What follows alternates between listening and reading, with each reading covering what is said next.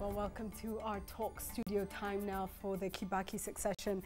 David Makali, Peter Opondo, great to have you here with us. And of course, this is an all-important day ahead of the Tuesday deadline. We've seen the big rallies, and we'll come to that in just a moment.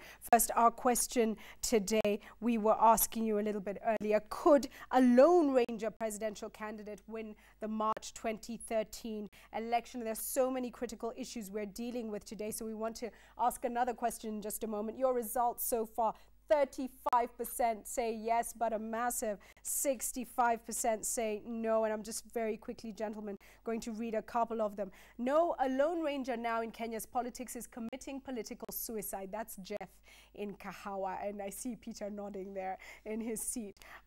This one is unnamed, but it reads, yes, because Kenyans know what they want no matter who you are. So this is quite an optimistic person. But Munira B in Kitui says, no, we are a Mitumba country. We take the same dirty clothes to the laundry and announce they are new. Astonishingly, we the Kenyans believe in them. No new clothes, says Munira. It's quite a powerful statement there about us. And right now, as we are heading into these alliances, we're saying we need new kind of leadership to take this country forward.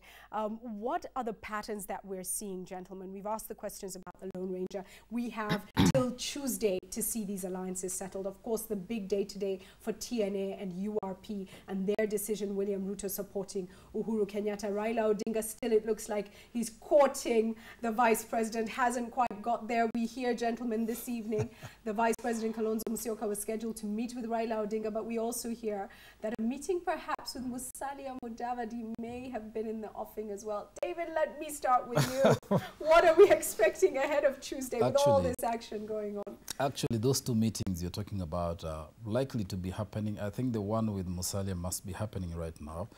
So Kalonzo is obviously the person at the center of all this. He seems to be the person who's going to tilt the scales in this alliance formation. Having been deserted by G7, he has a choice either to run on his own or join Raila Odinga or Musalia Mudavadi. From the way things stand so far, I think the progress on the Musalia and Kalonzo ticket isn't going too far because, I mean, each of them believes they should be the candidate, and I don't think their supporters are going to allow them to back down for the other. So the likelihood is for Kalonzo is to either run on his own, and my prediction is that if he does, then he's not going to achieve much. It will be a repeat of 2007 because of the way things stand for him, or join Raila Odinga and therefore make Raila Kalonzo ticket very formidable. I'm certain that Musalia also is facing a lot of trouble backing down, especially because, one, you know, this thing has been on for a while. The sponsors of Musalia are not about to let him drop their game plan.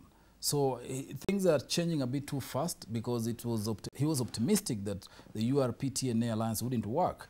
But unfortunately, today becomes the determining point. It is working, so he has to look elsewhere. That's why he has to talk to Peter Kenneth and try to craft a new alliance. Coming back to you on that in just a short while, because we have been talking about a third force. But let's go to this TNA-URP deal and the numbers that it now brokers. I mean, we've been saying Raila Odinga has been ahead in the polls, in multiple polls, but putting together URP and TNA, where do we end up now?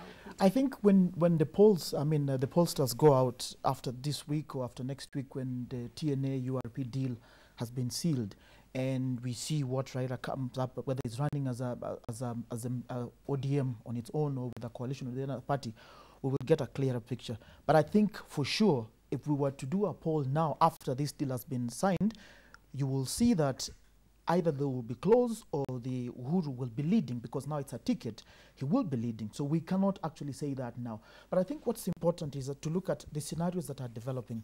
We have seen very clearly that there will be a Uhuru Kenyatta, William Ruto ticket. That's a done deal. Anybody coming in must play second field to this team. Now, Raila Odinga is very determined to get Kalonzo Musyoka on board. Again, I think that Musalia Mudavadi is still keen to work with Kalonzo, but both of them do not want to drop their presidential bids. So as David said, you see a situation whereby clearly there could be two forces are outside of Raila and ODM and URP TNA. That could be Kalonzo on his own, and it could be Musalia Mudavadi, Peter Kenneth, and the rest on the other. Let's talk about this. Let's assume the Mudavadi, Kenneth, and Tuju alliance, which we've been talking about as well this evening. What kind of impact would that have? And do you think in any way it could break the tribal patterns that we are so used to here in Kenya? I don't think so. Although these two, Musalia and Kenneth, have tended to portray themselves as issue-based, non-tribal, tickets. The unfortunate part is that the larger population, the voters, are still stuck with their parties of which are ethnic. That's the reality. So the people who are in the middle and who are looking at the issues do not constitute sufficient numbers to significantly tilt the election to create a third force that will be significant.